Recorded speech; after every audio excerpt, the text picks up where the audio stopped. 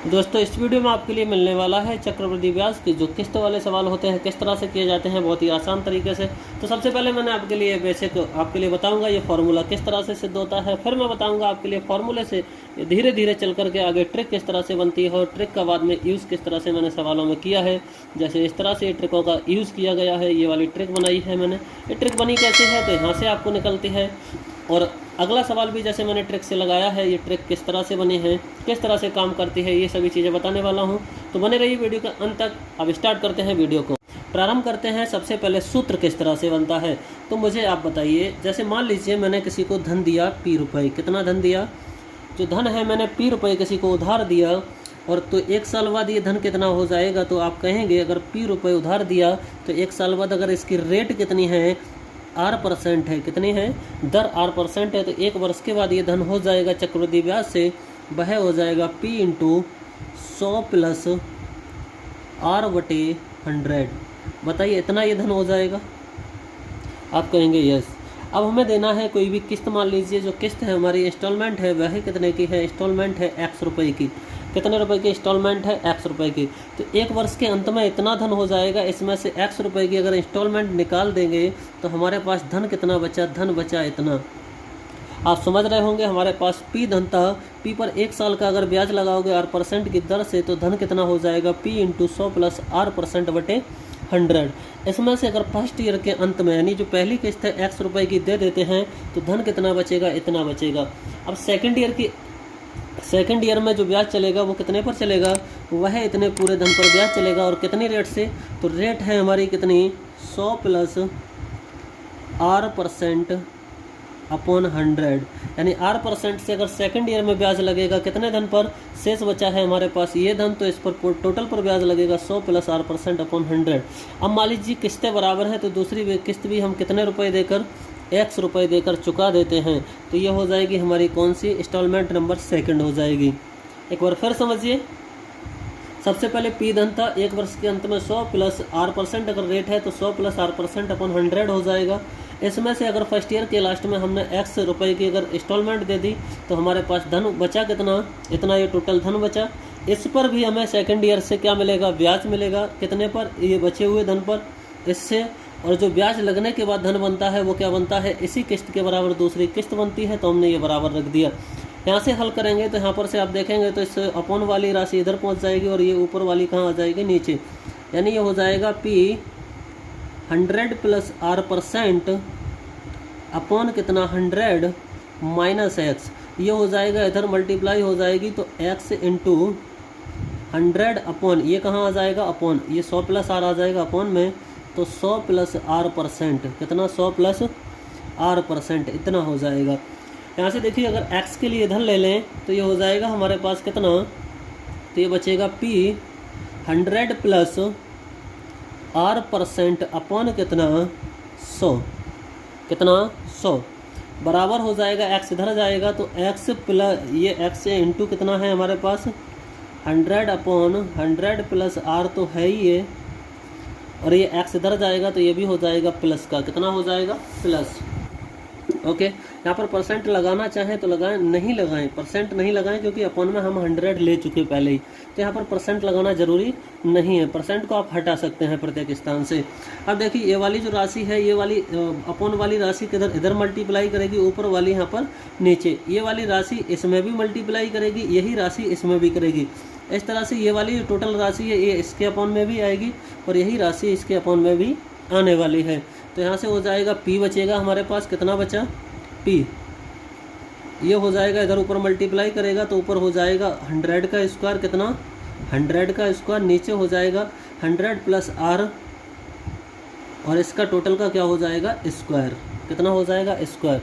ये वाली राशि फिर इससे भी मल्टीप्लाई करेगी तो ऊपर मल्टीप्लाई करेगी तो ये हो जाएगा X इंटू कितना, X × 100, और ये कहाँ हो जाएगी अपॉन में 100 upon 100 plus R, 100 upon 100 plus R। तो यहाँ से हमारे पास हो जाएगा जो मूलधन होता है वो बराबर होता है पहली किस्त, ये वाली फर्स्ट किस्त है, ये वाली सेकंड किस्त है। इसी तरह से हमारे लिए आप बनाना चाहें तो 3 साल के लिए भी यहाँ से फॉर्मूला बना सकते हैं। क्या बना सकते हैं, तो ये हो जाएगा 3 साल के लिए पावर 3 हो जाएगी।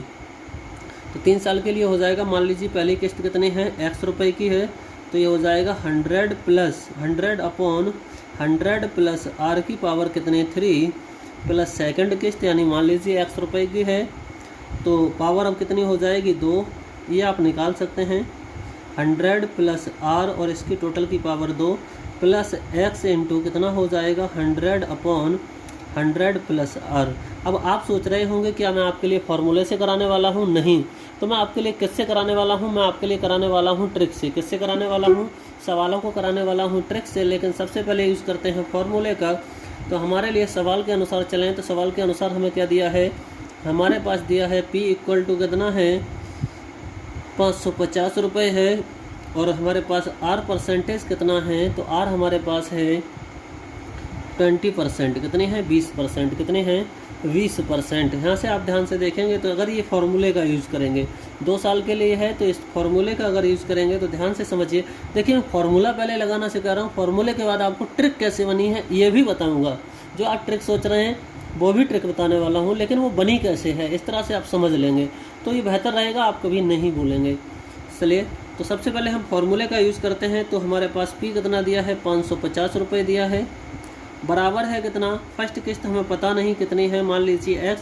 तो यहाँ से हम क्या करते हैं, दोनों ही जगह से किस्त समान है, इसलिए हम क्या करते हैं x कॉमन ले लेते हैं। क्या करते हैं x कॉमन। तो यहाँ से ध्यान से देखेंगे आप तो कितना बचेगा, ये बचेगा हमारे पास 100 अपॉन 100 प्लस r का मतलब है 20 और इसका क्या है स्क्वायर, प्लस हमारे पास बचेगा x, यहाँ से कॉमन ले लिया तो 100 अपॉन 100 प्लस 20 ये बचने वाला है हमारे पास। यहाँ से आप हल करेंगे थोड़ा सा तो 550 बराबर हो जाएगा x, कितना हो जाएगा x, और यहाँ पर हमारे पास बचा ऊपर ये काटेंगे तो 100 अपॉन कितना ये हो जाएगा 120, ऐसे कर देंगे 5, ये कितना आ जाएगा 6, और इस पर क्या है पूरे का स्क्वायर है, यानी 5 का भी स्क्वायर 6 का भी स्क्वायर, प्लस कितना आ जाएगा 100 अपॉन 120 आएगा, तो इसे काट देंगे 5 अपॉन कितना 6, कितना हो जाएगा 6। इसे और हल करेंगे तो ये हमारे पास हो जाएगा कितना 550 बराबर x, और यहाँ पर 5 का स्क्वायर कितना बचा हमारे पास 25, 6 का स्क्वायर हमारे पास कितना बचा 36, यहाँ 5 कितना 5, यहाँ पर 6। आप ये बिल्कुल मत सोचिएगा मैं फार्मूले का यूज़ करूँगा, नहीं, मैं आपके लिए ट्रिक भी बताने वाला हूँ। ट्रिक बहुत ही आसान है, अभी ट्रिक बनने वाली है, इसी लास्ट स्टेप से ट्रिक बनने वाली है। तो यहाँ पर एलसीएम आ जाएगा 36 बनाने के लिए यहाँ पर 6 से मल्टीप्लाई कर दीजिए, यहाँ पर भी कितने से 6 से, तो बन जाएगा हमारे पास 550 बराबर x, कितना बन जाएगा x, और ये हो जाएगा ऊपर हो जाएगा 6 पंजे 30, 30 और नीचे तो आ जाएगा लघुत्तम 36, ऊपर 25 और 30 कितना हो जाएगा 55, कितना हो गया 55। तो आप ये 55 यहाँ से हो जाएगा हमारे पास 550 बराबर x इंटू 55/36, 55 से 55 काट देंगे तो यह बचा हमारे पास 10, इस 36 की इधर गुणा कर देंगे तो x बराबर हो जाएगा कितना हमारे पास 10 गुणा 36, कितना हो गया 10 गुणा 36 बराबर कितना 360 रुपया। तो हमारी जो किस्त होगी, किस्त की वैल्यू कितनी आ गई, तो किस्त हमारे पास आई 360 रुपये की, कितने की आई किस्त आई हमारे पास 360 रुपये की।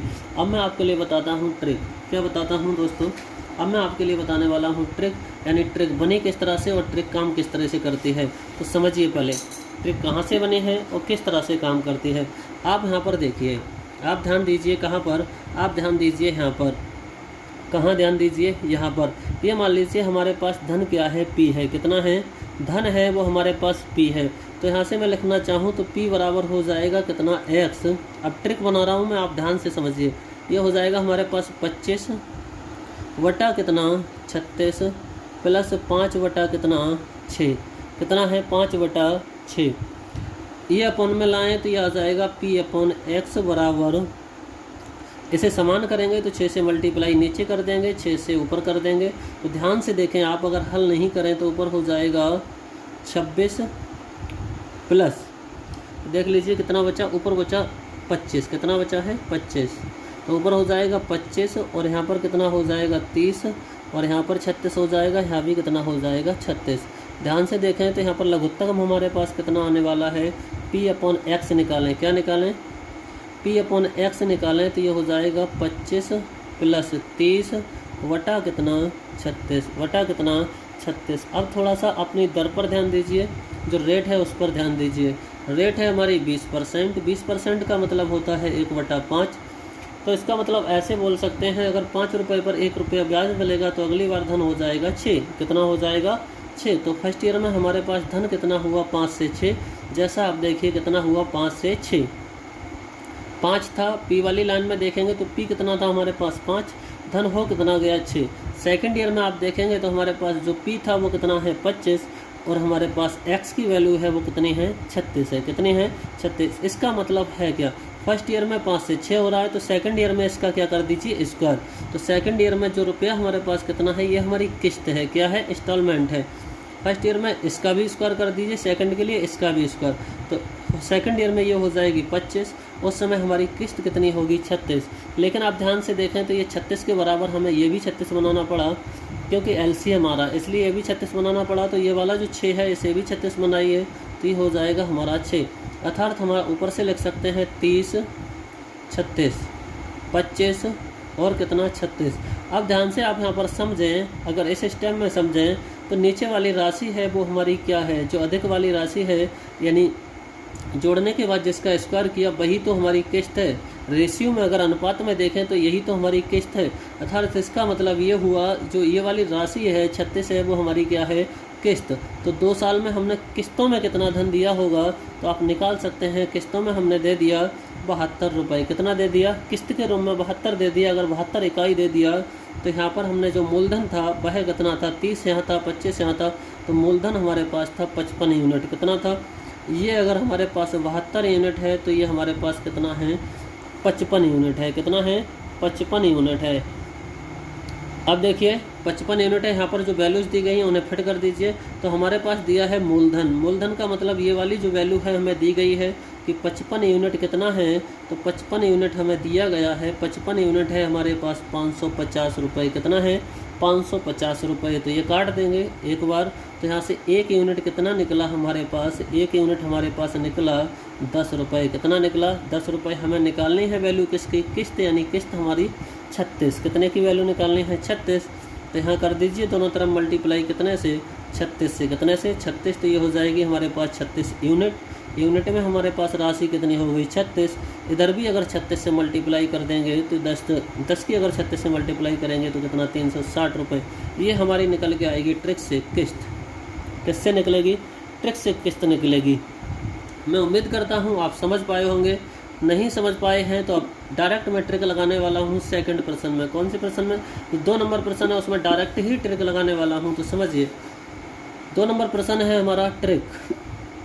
ट्रिक पर ध्यान दीजिए। तो अब दूसरे में क्या है? कोई धन 10% वार्षिक चक्रवृद्धि ब्याज पर उधार लिया गया तथा 968 रुपये की 2 वार्षिक किस्तों में चुकता किया गया। बताइए कितना धन उधार लिया गया। अभी मैंने बताया ऊपर से फर्स्ट सवाल में क्या है? 10%। अगर ट्रिक लगाएं, यहाँ पर ट्रिक क्या होगी तो समझिए।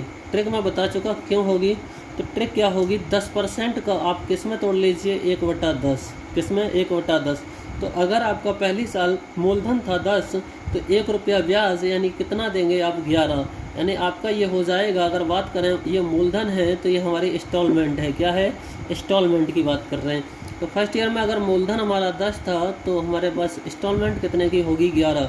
सेकंड ईयर में जैसा कि मैंने प्रश्न नंबर 1 में बताया, सेकंड ईयर में हमारे पास क्या हो जाएगा? सेकंड ईयर में इसका हो जाएगा स्क्वायर, यानी मूलधन का स्क्वायर, जो कि आपको फॉर्मूले से मैंने सिद्ध कराया 100, और इसका हो जाएगा स्क्वायर, तो कितना हो जाएगा? 121। अब हमें दिया है दोनों किस्तें हैं वो वार्षिक, 2 वार्षिक किस्तों में, और किस्तें भी हमारी कैसी हैं? बराबर किस्तें हैं। किस्तें किस तरह की हैं? बराबर हैं। तो बराबर करने के लिए यहाँ पर 121 है, तो यहाँ पर कितने से? 11 से मल्टीप्लाई कर दीजिए। तो यहाँ पर भी कितने से हो जाएगी? 11 से मल्टीप्लाई, कितने से? 11 से। तो हमारे पास ये बनेगा क्या? ये बनने वाली है हमारे पास 110, और ये हमारे पास कितना? 100 ही रहेगा, क्योंकि यहाँ पर 121 पहले से। ये कितना हो जाएगा? 121। अब किस्त हमारी कितनी आई? 121। या तो इससे ले लीजिए या फिर ऐसे। और मूलधन हमने टोटल पहली साल में कितना था हमारा मूलधन? 110। सेकंड ईयर में कितना था? 100। तो फर्स्ट ईयर में 121 किस्त, सेकंड ईयर में 121 किस्त। तो किस्तों को जोड़ देंगे तो यहाँ से मिश्रधन निकल आएगा और यहाँ से मूलधन निकल आएगा। कितना हो जाएगा? 210 यूनिट। कितना हो जाएगा? मूलधन हो गया हमारे पास 210 यूनिट। और यहाँ पर किस्त हमारी कितनी है? तो इंस्टॉलमेंट की बात करें तो 121 यूनिट। कितनी है? 121 यूनिट। अब देखिए दिया किसका मान है? हमें दिया है उधार लिया गया, कोई धन उधार लिया गया तथा 968 रुपये की 968 रुपये की यानी किस्त दी गई है। क्या दी गई है? किस्त। तो किस्त का मतलब हमें दिया है 121 यूनिट की वैल्यू दी गई है और 121 यूनिट की वैल्यू कितनी दी गई है? 968 रुपये। कितनी दी गई है? 968 रुपये। तो हम यहाँ से निकालना चाहें तो एक यूनिट वैल्यू कितनी निकल आएगी? तो एक यूनिट की वैल्यू निकलेगी हमारे पास कितनी? 968 अपॉन कितना? 121 रुपये। कितनी? 968 अपॉन 121 रुपये। इसे करेंगे आप तो शायद ये कितनी बार कट जाएगा? 8 बार करेंगे तो 8 दूनी 16। यस, ये कट जाएगा हमारे पास कितना? 8 बार कट जाएगा। कितनी बार? 8 बार। तो एक यूनिट की वैल्यू हमारे पास कितनी आ जाएगी? एक यूनिट की वैल्यू हमारे पास आ चुकी है यहाँ से 8 रुपये। कितनी? 8 रुपये। हमें वैल्यू किसकी चाहिए? हमें चाहिए मूलधन। मूलधन हमारा कितना है? 210 यूनिट। 210 यूनिट की वैल्यू निकालने हैं तो आप क्या कर दीजिए? दोनों तरफ 210 से मल्टीप्लाई कर देंगे तो एक यूनिट में 210 से मल्टीप्लाई करेंगे तो 210 यूनिट बन जाएगा। तो 210 यूनिट इक्वल होगा किसके? इधर भी अगर आपने मल्टीप्लाई की है तो इधर भी 210 से मल्टीप्लाई कर दीजिए। तो यह मल्टीप्लाई करेंगे तो यह आ जाएगा 8 की 0 से 0, 8 एकम 8, 8 दूनी 16। यानी हमारे पास जो मूलधन था वह कितना था? 1680 रुपये था। कितना था? 1680 रुपये। ये भी पूछ सकता है हमने दिया कितना, तो दोनों किस्तों को जोड़ लीजिए। पहली किस्त दी थी 968 की, दूसरी भी, तो दोनों को जोड़ लेंगे तो ये पता चल जाएगा हमने मिश्रधन हमारा कितना था, अर्थात हमने कुल धन कितना चुकाया। तो दोनों किस्तों को आप जोड़ लीजिए। अब चलते हैं थर्ड प्रश्न। थर्ड प्रश्न मेरा खुद का बनाया हुआ प्रश्न है जो कि एक बेहद ही इम्पोर्टेंट प्रश्न भी है और इस तरह के प्रश्न लोग कराते नहीं हैं, लेकिन ये मैंने खुद बनाया है, अभी प्रश्न बनाया है। तो चलिए देख लेते हैं थर्ड प्रश्न हमारा क्या है।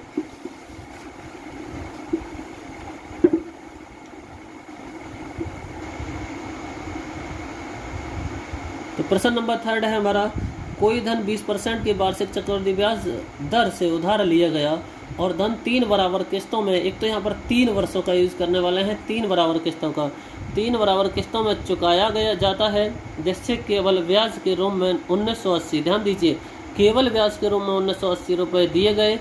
तो धन राशि क्या थी?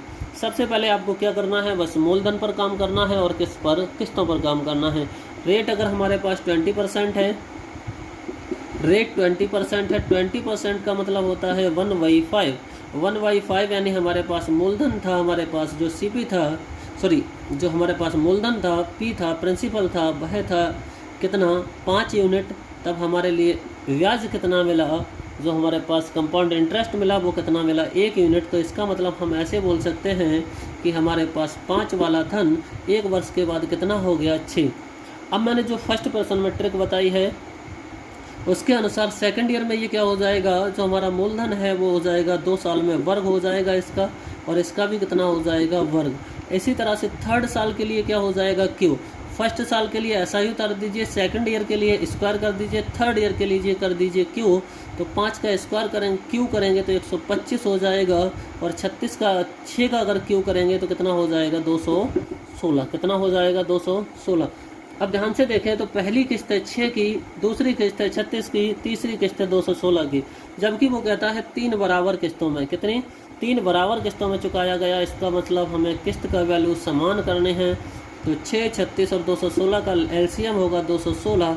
तो 216 बनाने के लिए यहाँ पर 6 से मल्टीप्लाई कर दीजिए। हाँ, कितने से कर दीजिए? 36 से। कितने से? 36 से। तो यहाँ पर 36 से मल्टीप्लाई करेंगे तो ये हमारे पास कितना हो जाएगा? ये तो हो जाएगा 216, ये भी हो जाएगा 216, और ये तो है ही हमारे पास कितना? 216। अगर आपने यहाँ पर 36 से मल्टीप्लाई कर दी है तो 36 से यहाँ भी करना पड़ेगी, 36 से यहाँ भी करना पड़ेगी, 36 से यहाँ भी सॉरी कितने से? यहाँ पर हमने 6 से की है तो यहाँ पर 6 से करनी पड़ेगी, यहाँ पर किसी से नहीं की तो यहाँ पर किसी से नहीं। यहाँ पर ध्यान से देखिए 36 से मल्टीप्लाई करेंगे तो हमारा पहली ईयर के लिए मूलधन हो जाएगा 5 6 0, 5 या 15, 15 और 3 कितना हो जाएगा? 18, 180। सेकंड ईयर के लिए 6 5 30, 0 6 दूनी 12 और 3 कितना 15, 150 मूलधन था, तब हमें किस्त 200 कितने की दी थी, 16 की दी थी। ऐसे ही थर्ड ईयर के लिए हमारे पास मूलधन था कितना, 125 रुपये। कितना था धन, 125 पर किस्त तो हमेशा 216 की मिली है। ध्यान से देखें तो आपने टोटल धन कितना दे दिया, मूलधन कितना है, तो 0 5 और 5 ये तीनों का जोड़ क्या होगा, मूलधन होगा। पहली ईयर 180, दूसरी 150 125, तो 5 8 5 13 2 15, 15 के 5 हासिल कितना 1, तो 3 और 1 4, 400 कितना हो गया 55 हो गया, 455 यूनिट हो गया हमारे पास मूलधन। अब निकालना है हमारे पास मिश्रधन कितना है। मिश्रधन यानी एक बार 216 दिया, दूसरी बार 216, तीसरी बार 216, तो इन्हें जोड़ दीजिए तो ये हमारा निकल आएगा क्या, प्रिंसिपल निकल आएगा। क्या निकल आएगा, ये तो सॉरी अमाउंट निकल आएगा। क्या निकल आएगा, अमाउंट। ये हमारी इंस्टॉलमेंट है, ये क्या है, इंस्टॉलमेंट है। ये हमारा अमाउंट निकल आएगा, क्योंकि पहली बार इतने दिए, दूसरी बार इतने दिए, तीसरी बार, तो 6 दिया 18, 18 8 हो जाएगा, 3 और 1 4 हो जाएगा, और ये कितना हो जाएगा 6। यानी इतने यूनिट हमने क्या दे दिया, कुल धन दे दिया। क्योंकि एक किस्त 216 की, तो 3 किस्तें दी हैं, इसका मतलब 648 रुपये हमने दे दिया। और हमारे पास जो प्रिंसिपल है वो कितना हमने दिया, लिया था 455 रुपये। तो 455 यूनिट प्रिंसिपल है, अमाउंट है 648। इसका मतलब कोई दिन 455 से 648 हो गया। तो ब्याज यहाँ से कितना मिला, यहाँ से जो ब्याज मिला, CI कितना मिला, तो CI आप ध्यान से देखेंगे तो जो CI मिला है वह मिला है, इन दोनों का अंतर कर लीजिए, तो अंतर करेंगे तो कितना आ जाएगा 193। कितना आ जाएगा, CI बराबर 193 यूनिट। कितना आ गया, 193 यूनिट। और हमें दिया है कि 193 जो यूनिट है, क्या दिया है, 193 यूनिट, यही अंतर तो दिया है। ध्यान से सवाल पढ़ेंगे तो जिससे केवल ब्याज, यानी ब्याज हमें मिला 193 यूनिट, और 193 यूनिट का मतलब दिया है 1930। कितना दिया है, 1930। तो एक यूनिट का मतलब हो जाएगा यहाँ से कितना, 10 रुपीज़। एक यूनिट हमारे पास कितनी हो चुकी है, 10 रुपीज़। कितनी, 10 रुपीज़। हमसे पूछा है मूलधन, धन ज्ञात कीजिए, तो धन हमारे पास 455। तो 455 यूनिट बनाना है, एक यूनिट को तो मल्टीप्लाई कर दीजिए 455 से। कितने से, 455 से, तो ये हो जाएगा 455 यूनिट। अगर इधर 455 से मल्टीप्लाई की है तो इधर भी कर दीजिए 455 से मल्टीप्लाई, तो ये हमारे पास हो जाएगा 455 ढाई 4,550 रुपया। ये हमारा क्या था, मूलधन हमसे पूछा था, मूलधन। तो मूलधन यानी यही हमारा हो जाएगा आंसर, इस प्रश्न का परम सत्य आंसर। तो मैं समझता हूँ आपके लिए ट्रिक और कॉन्सेप्ट, इस फार्मूले का सिद्धीकरण, सभी चीज़ें आपके लिए अच्छी लगी हैं। और अच्छी लगी है वीडियो तो प्लीज़ अभी तक चैनल को सब्सक्राइब नहीं किया है तो कर दीजिए, और दोस्तों के साथ वीडियो को फेंक दीजिए।